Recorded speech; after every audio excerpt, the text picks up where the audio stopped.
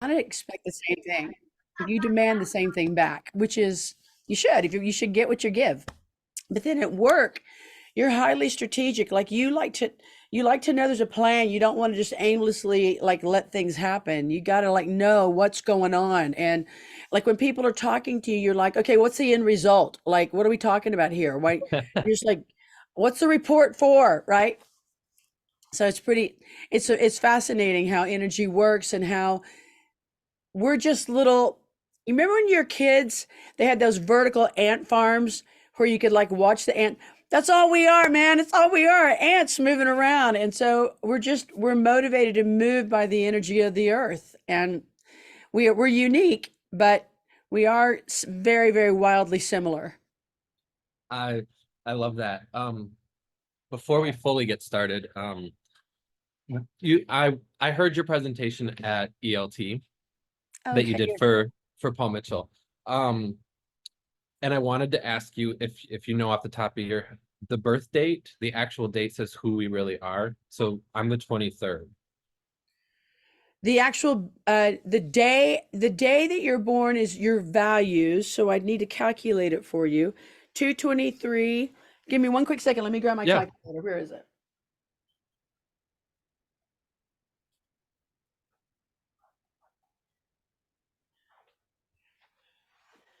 Okay, let's see. Let me add you up.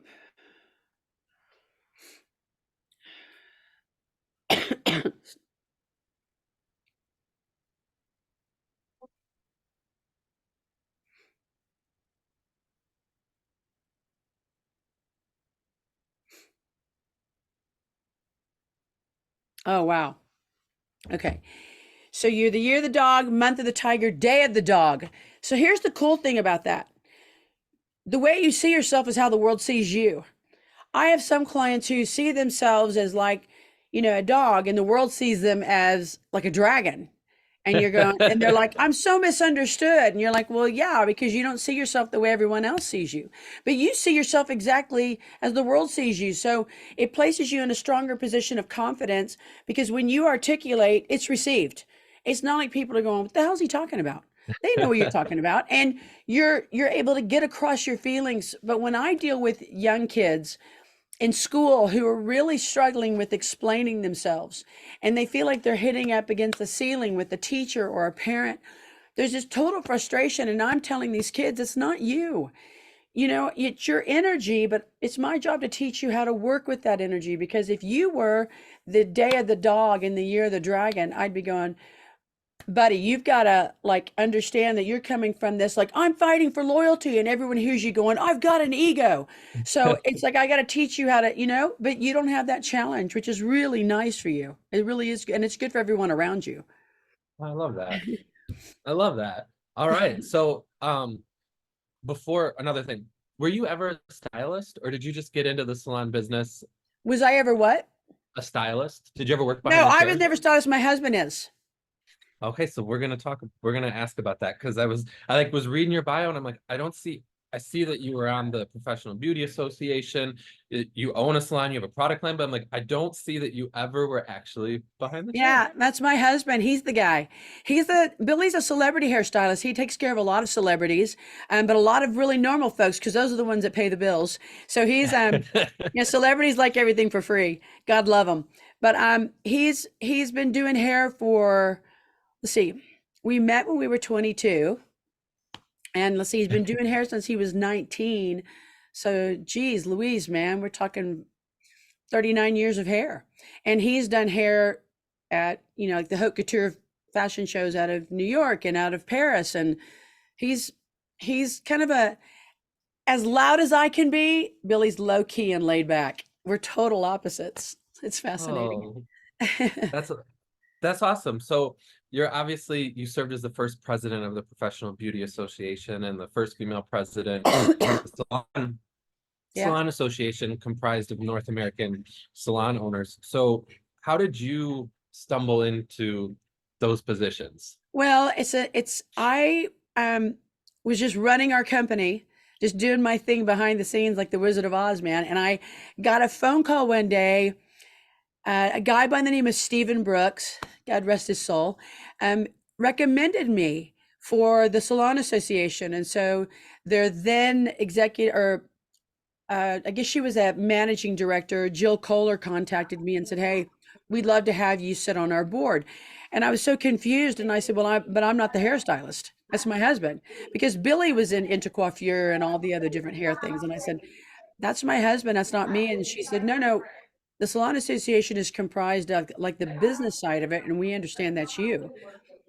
Wow. Okay. So, yeah, I got involved that way. And then once I got involved, when I was a little girl, when I was five, no, three, when I was 3 years old, I was at a little private school. I'm sorry, a little Montessori school where they would do performances, and my parents didn't know that I was engaged in anything. And the curtains drew back one day, and I was dead center, like just belting out songs like Ethel Merman. I mean, like there's no, and my parents were like, A, what? B, who knew she could sing? And so my mom knew at that point that I was never going to be shy. Well, that's been my life mantra, right? So I think when TSA had me on the board and they're like, "Oh, this chick isn't shy," like, because I'm willing to speak up and go, "Well, that doesn't seem right, and that's not fair, and why don't we fight for this?" They then said to me, excuse me, I'm so sorry. "We would like to consider you. We'd like for you to consider the position of president." And I thought, whoa, whoa, whoa, wait, this like was, I mean, I was expecting a longer courtship. I'd been on as a board member, I think, for 2.5 years, and they asked me to be president, and I was voted in.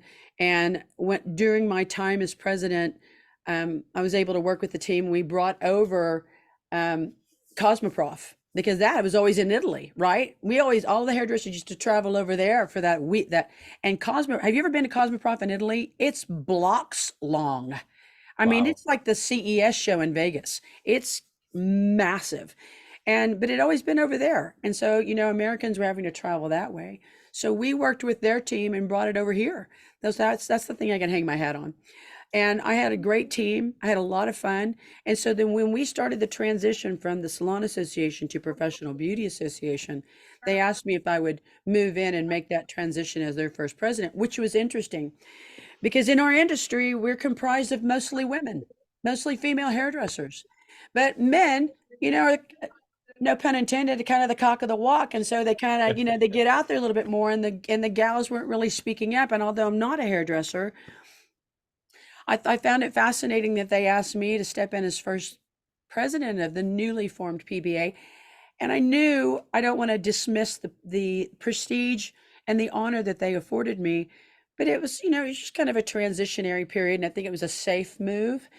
But I enjoyed it. I enjoyed meeting the people. Our industry is comprised of some of the most amazing people. And I've been in a lot of different industries as a business owner.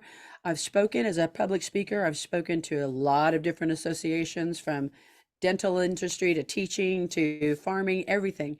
And I'm always coming back to the heart of our beauty industry because we're just such a unique group of amazingly beautiful, raw people that I'm really attracted to. Long I, answer for you there, Sean. Sorry about that. no, that's great. So now you've transitioned into an energy therapist, a Feng Shui speaker, and educator. You're traveling the world teaching lessons on balance of the individual through the practice of Feng Shui. And you've been Yeah. doing that for over 20 years, and you Yeah. had that. Wow, that's incredible. And most recently, you co-authored a book on the power of words and the energetic effect. Yeah. So let's kind of, dive into that, because I've had the privilege of seeing you speak, and you said a lot of things that I think need to be said in regards to balance and taking care of yourself. Because something that stuck out is there's no we without me. That's right. So talk a little bit about that. I think that what we do, all of us, women in particular, get this, hat we wear, but those of us in the beauty industry do it too, all of us, whether we're in nails, facial, massage, hair, whatever we're doing, lashes, whatever we're doing. Forgive me, I'm going to mute you for a second so you have to hear me cough.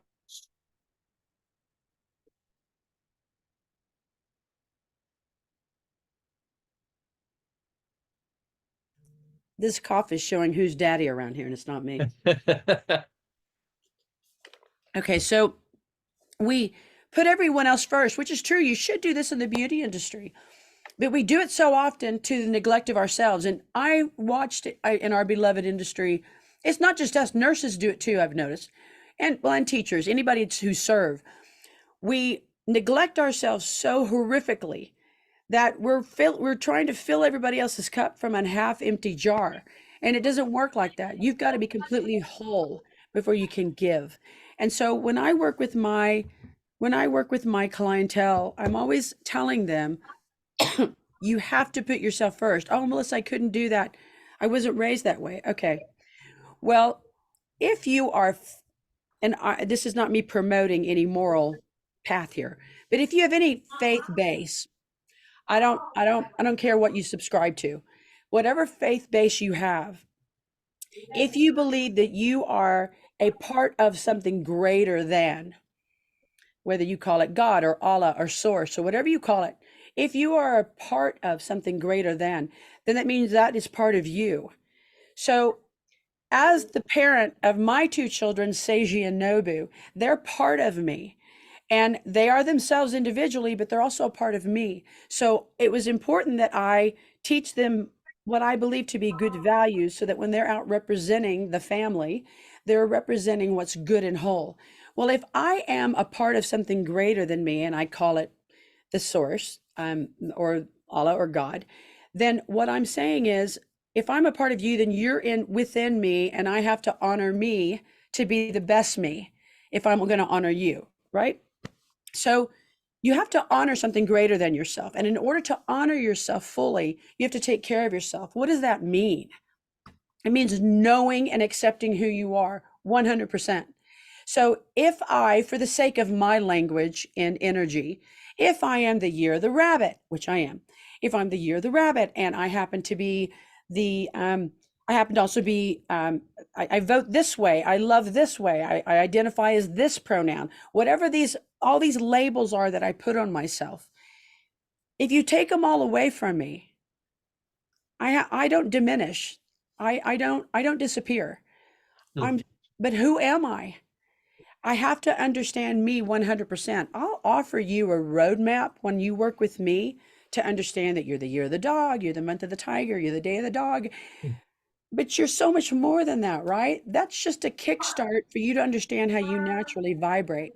Once people identify who they are 100%, their energy levels, their values, this is how I pray, this is how I love, this is how I vote, this is how I believe, this is what I'm willing to fight for, how they just choose to live, how they choose to, the food they put in their body, the drink that they put in their body, the news they consume, the books they read, whatever it is you're doing, that comprises the whole you. That is you in your totality. But until you take a clean look at who you are, you don't know who you are. You're bumbling through life. You're just slamming Red Bull down your guzzle to get through the next day. And it's got to be more than that. We're more than that. This is a short ride, man. I'm telling you, it's a short ride. I don't care if we live to get to be 100. It's a short ride. And so while you're here, why waste time putzing around doing crap that doesn't make sense for who you are? That's where I push. I love that. And that kind of brings me to something else that you've said about you have to have an open mind and an open heart, Yeah, and what is meant for you will stick. that's exactly right. If you if you walk around with blinders on going, well, my mom and dad taught me to vote this way, and my preacher told me to pray this way, and my teacher taught me to think this way, and my community says I should act this way, you're never going to grow. You can't put a plant in a container lock. You can't put a big plant that's meant to grow the size of an oak in a teeny little container and wonder why it's got root rot. We've got to be able to grow and expand. And that's painful for parents to hear. And they're like, oh, Melissa, don't tell my son he should think differently than what I've taught him. I've spent my whole life instilling my values. Well, I get it. I'm a parent. I've instilled what I thought were our family values into my two children. But if they turn around at me at the ages of now 21, almost 22 and 24, and they say, Mom, I don't agree with you on A, B, and C. What does that mean? Does that mean they don't love me? No, it means that they're expanding. And that's exciting. It's a little ego bruising, but it's wildly refreshing because you want people you love to grow. Well, you got to love yourself first. And in order to grow, you have to give yourself permission. We're scared to walk outside of the boundaries that have been placed around us. We've all been given guardrails. And it's scary to think, well, if this is how my people believe, and if I veer away from them, I'm the black sheep of the family. No. I mean, and so what? If you're a sheep farmer, you understand you got to have a black sheep in there. You have to have a black sheep in the pack of white. That's just it's the balance of how things have to work. And it's okay. Thinking outside of the box enables you to grow. And there's no greater gift you can give yourself on this planet than seizing this life. Man, grab it. Grab it by the horns and ride this bull all the way to the end. I want to slide into my grave going, "Oh, hot damn, man. I did it." Who wants to crawl gently in like, "Oh, sweet prince, go to sleep"? No, let's live it. I love that because one of your messages that you gave, and I think this is something that we all need to hear, is that you have to give yourself permission to change your life. Yeah. Yeah, it's scary. If you grew up in a family of cattle farmers and you've done research and you've decided, oh my gosh, the ozone layer and the beef industry, and oh my God, and oh my God, and oh my God, I'm now vegan. And your family's going, "You're what? You just cut our whole family off at the knees. You're what?" People keep thinking like you do, girl, and we're going to be out of business. There's enough beef people to take care of your family. If you find your digestion is better, your heart's better, your sleep is better, you don't sweat as profusely or as smelly, if your sex life is better, you go vegan. If you have to do what helps you, but you have to give yourself permission to love yourself enough and love your family enough to love yourself enough. I'm no good for you if I'm not good to me. Can you imagine if we had this interview set up and I'd gotten hammered last night, drinking and rallying it up and partying with my buddies, and I came in here all looking disheveled and not able to articulate and speak to you? How is that respectful to you or to me or to my family or anyone who's listening? What, in order to respect me, which in then turn gives you respect, dear sir, I made sure I had enough rest, I had enough water, I take care of myself because I love me and I want to honor you. So that's what we do. You have to give yourself permission to grow in order to be best. 100%, which leads us into a total aspect of your health, because it's not just uh physical, it's mental, emotional, and spiritual. And you talked a lot about that. So I'd love for you to touch base a little bit on that. Your health is so much more than you working out at the gym. I have a lot of clients that spend 2 to 3 hours a day at the gym, and I'm like, dude, that's great, but you're still a butthole. Like, you are not a kind soul, man. You have got to find your balance. You're not taking care of yourself. So I'm a co-host on a podcast with my partner Mariel, and we have a show called Out Comes the Sun where we address mental health. And I've heard people on there time after we've been on since 2020, and I've heard people talk ad nauseum about their mental health and how they let it go, or they're trying to work their way back to getting it stronger. Well, look, remember that song, "The hip bone connected to the femur bone," or whatever. We are all so connected. If you're if you're not getting enough sleep, if you're not taking care of yourself physically, it's like the chicken or the egg, which is first. If you're not taking care of yourself physically by getting enough rest, eating the right foods, getting enough greens. Uh-oh, did I lose you? Nope, I'm still here. Oh, okay, there. I just went completely blank for a minute. If you're not eating the right foods, drinking enough water, getting enough sleep, moving the body, then you can't think properly. If you can't think properly, then your brain's going to be playing tricks and games on you, and you're going to have these voices in your head telling you you're not enough. You shouldn't say that. You can't do that. Excuse me. You can't go there. Can't. And then if you're feeling negative, emotionally, you're going to be getting into arguments. You're going to be crying more. You're not going to be sound and solid in your heart when you're dealing with people you care about. And when you've got all that stacked against you, you start to question the meaning of life, the joy of your life, which is your spiritual connection. So you have to have all of this wrapped up together.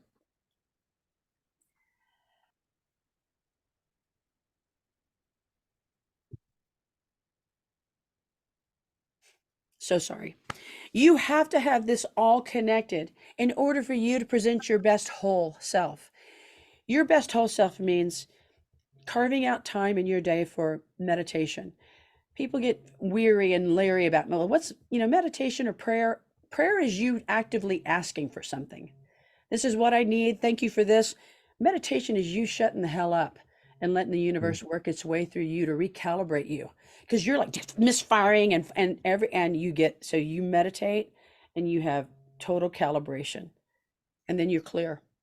So finding time for meditation, drinking water, making it hot water with lemon or lime in the morning to really help your body reset, getting the right nutrients in your body, moving your body.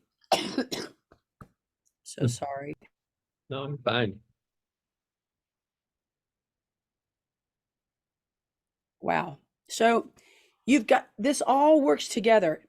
The more balanced I am, and it's a daily effort, man. There's not, it doesn't, you don't plug it in and all of a sudden the light switch, the open sign comes onto your business and you're open for business. This is a daily, sometimes hourly activity of me checking in with Melissa. I'm like, I'm taking my pulse all the time. How am I feeling? Am I good? Before I got on with you, I got real quiet and I just thanked, was thankful for the opportunity to talk to you and your audience, honored that you even wanted to talk to me, and pray and hopeful that I deliver the best message with clarity.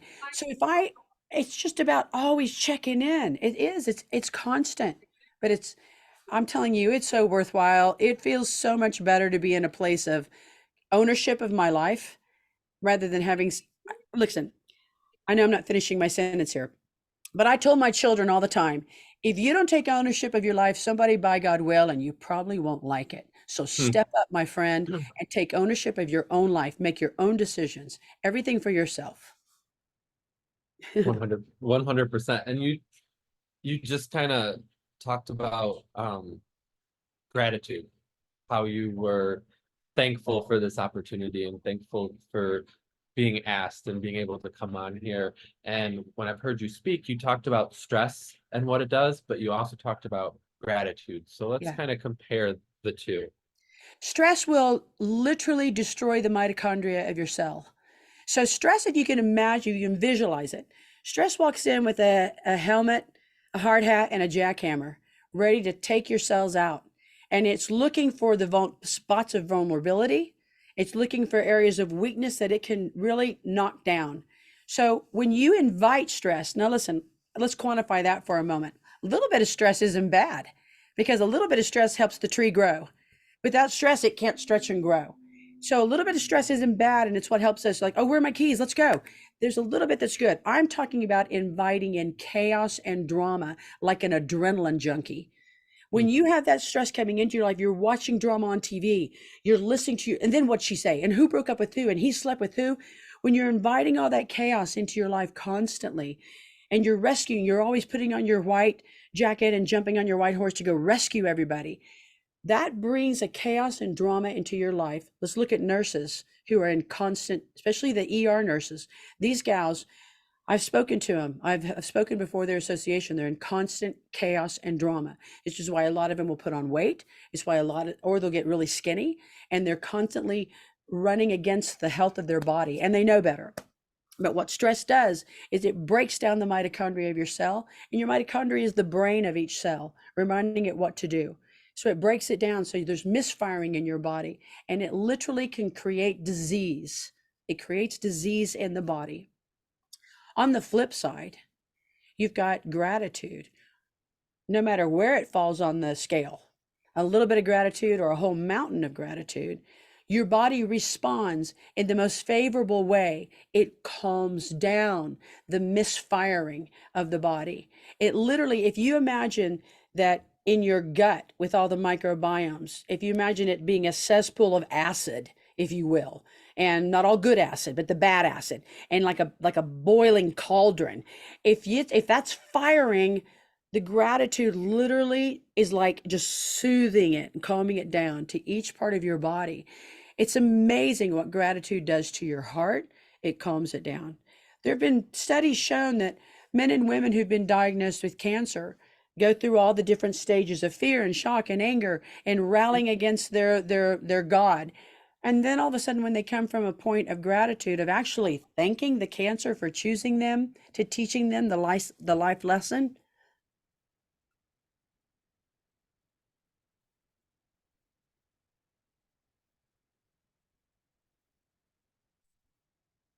I don't care how many times I cough. I'm amazed by it each time because it doesn't stop.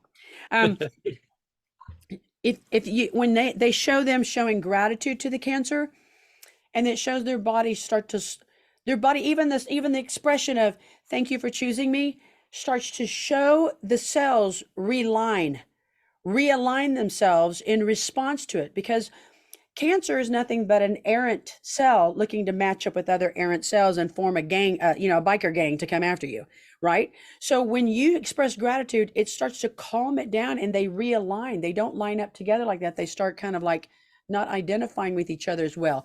There's much more medical, Hmm, beautiful terms, Latin terms than what I'm expressing, but that's the gist of it. that's amazing. I do have a couple questions from somebody who also heard you speak. And the first one is, what made you want to leave corporate America to become a keynote speaker? Um, I didn't want to leave and do anything. I feel like I was called to do it. Because I didn't seek it. I don't have an agent. I don't go out looking for stuff. People hear from me word of mouth. I don't have a website. Um, I'm kind of like the Mike Tyson of fighting, I kind of like just put on my plain boxers and get on stage. I don't have this beautiful PowerPoint presentation. I come up with notes that I've written on, I'm not crass. I don't have napkins, but I'm kind of basic because um, I meditate before I get on stage, and I ask that the message just kind of work its way through me. And I've had people stop me like in different places at different airports and go, "Oh my God, here's my mom. I heard you speak in Houston. Please tell her what you said about." And I'm thinking, what did I say? And I'll say, "I'm so sorry. I don't know what I said."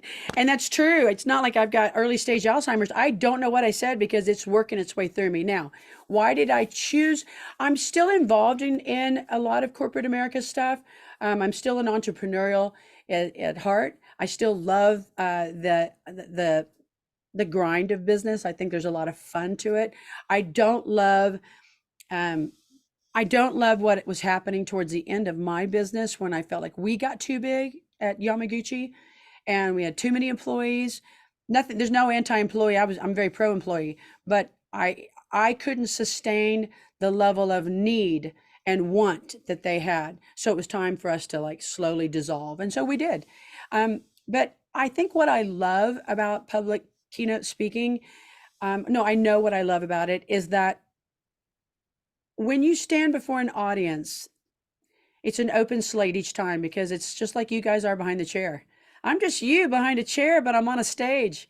My client is the audience, and I never know who I'm going to get. I don't know if someone's going to be, razzing me like those two old critics on the Muppets in the corner. I don't know if they're in the front audience, eager to hear what I have to say, if they're going to fall asleep. I've had all of the above. And so to me, it's a challenge each time. And it's a challenge for me to keep my message fresh because I don't want to get stale. And then her final question is, what is a life event that has pivoted your career or helped pave the way in your career? A life event, sure. I suffered from multiple miscarriages. That was a huge life event for me. And as a result, it led me to try to find out what in God's green earth is going on with my body. I mean, I'm seeing jackasses have babies who are complaining about being pregnant, who don't care about their kids, who are pawning them off to other people. And I'm like, you got to be kidding me. I know for I know damn Skippy that when I become a mom, I'm going to be stellar at it because I want a baby so badly. So having all those miscarriages threw me into a whole different mindset because candidly, I think I've had hiccups and bumps and a lot of pain in my life, but for the most part, I think life came at me pretty easily. If I wanted something, I didn't have a major uphill struggle getting it. And this was my first real hardcore Hmm. uphill struggle. It really knocked me on my butt. It showed me I'm mere mortal, that things aren't, I wasn't just gonna, I wasn't gonna just blink and all of a sudden have a baby, or blink and get my waistline back. That hadn't happened either. But all that shit that was coming at me, forgive my, you can have to bleep out my cursing. I don't have any, that's my vice. I apologize. But Yeah. I think when that happened, it made me start diving in deep to discover who am I? What's going on with me? I stumbled across this concept of Feng Shui and Chinese medicine, and I was like, what is this stuff? I mean, dude, I'm from Oklahoma. We don't talk about this back there. I was like, what is this? I began to dive into it and I realized I understand this stuff like I've been studying it for 100 years. Why is it coming to me so easily? And I realized that it was meant for me. I was meant for it. So when I get on stage and I teach, because I'm hired not only to speak, I'm also hired to teach Feng Shui. And when I got on stage and started speaking, and people were like, "Oh my God, I get it. Oh, it doesn't seem so woo woo. It doesn't seem so weird." I realized I'm meant to teach it. And I used to teach English, and I thought, well, I didn't really. My mom was a teacher, my grandmother. I thought I was meant to be a teacher, and I wasn't. I couldn't work within the system. I'm still teaching. And I think that that shot me into a whole different trajectory. Hmm. And from there, I met my current business partner outside of my husband. I wrote the book, I helped write the book. I have my app that people can tune in to see how they're vibrating every day. Everything just started moving and shifting. So I think people have to be open to what they don't know. Remember when I said you have to give yourself permission? If I would have said, "Oh, ain't no way, no way, no how," I'm looking. I don't even. What is this Feng Shui? Like, what is this crap? If I would have been open to it and just said, "What is that?" Then I would have never been here, and you wouldn't have been talking to me because I wouldn't have had as great a message. I promise you. Hmm. I love that. So you talked about your app. So talk about how people can find you. If they go to my Instagram page, Melissa Yamaguchi on Instagram, in the link tree, there's a place to click onto my app and sign up for it. And what happens when you get that is that every single day, every morning at 3:03 Pacific Standard Time, you get a read every single morning on your phone, like a text that tells you how you're vibrating. So what happens is every single day, there's energy coming from our planet, this incredible planet we live on. Energy's coming up. And some days you get out of bed and you're like, man, I only had like 5 hours of sleep, but I feel great. Other times you get up and you're like, I had a full 7 hours and I'm still dragging. That's because your body is responding to energy. So then someone who's listening to us earlier may say, well, then what difference does it make about the mental, spiritual, and all that? You still have to work. You still have to put in the work because even if you wake up and you feel great, you still have to put in the work for the whole balance of things, the whole plate.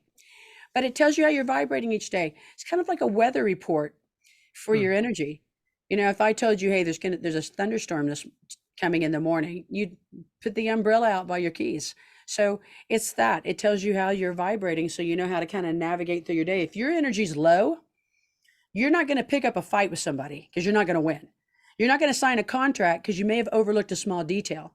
You're not going to try to understand something when you don't have the mindset for it. But on the same hand, I don't want you to stay in bed. Excuse me. I want you to navigate it. But if your energy's high, I don't expect you to cure cancer, but I do expect you to take full advantage of the fact that you're vibrating at such a cool level.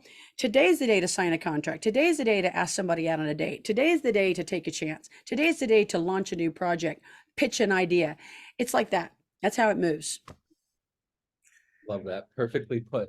So as we kind of wrap up here, final words of wisdom. What's heavy on your heart that you want to put out there?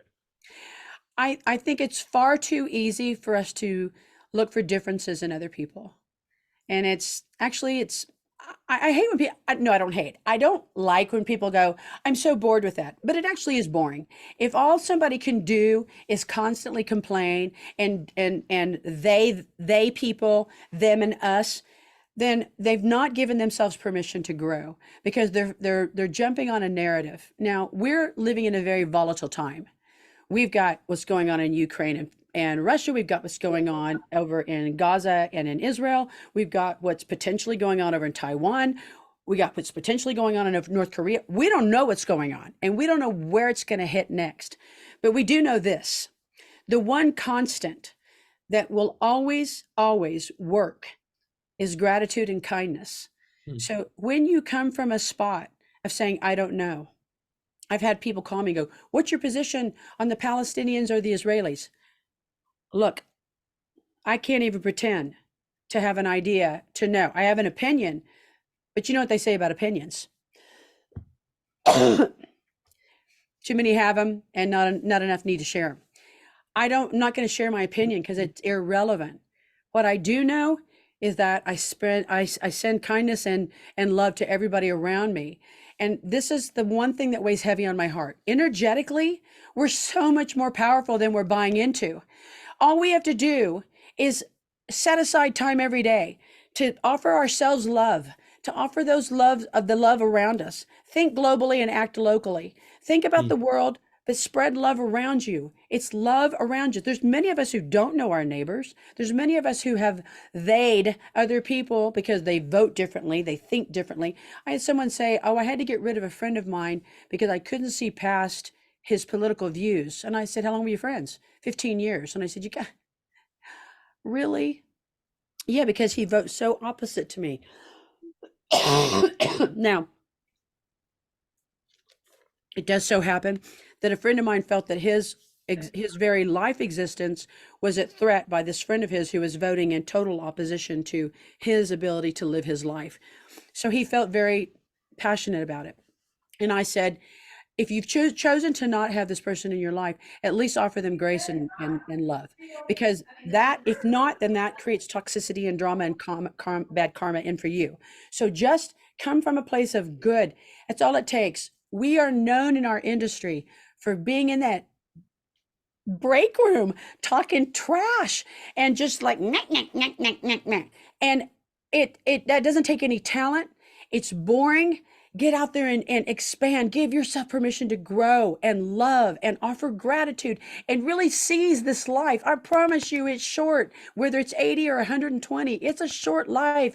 Don't take it for granted. Wonderful. Thank you so much for Absolutely. being with us today. This has been incredible, and I know people will be all over your Instagram to get those vibrations on a daily basis. So again, thank you so much. Thank you so much. I'm sending you a lot of love. Thank you. I really appreciate you. You as well. Have a great rest of your day. You too. Bye bye.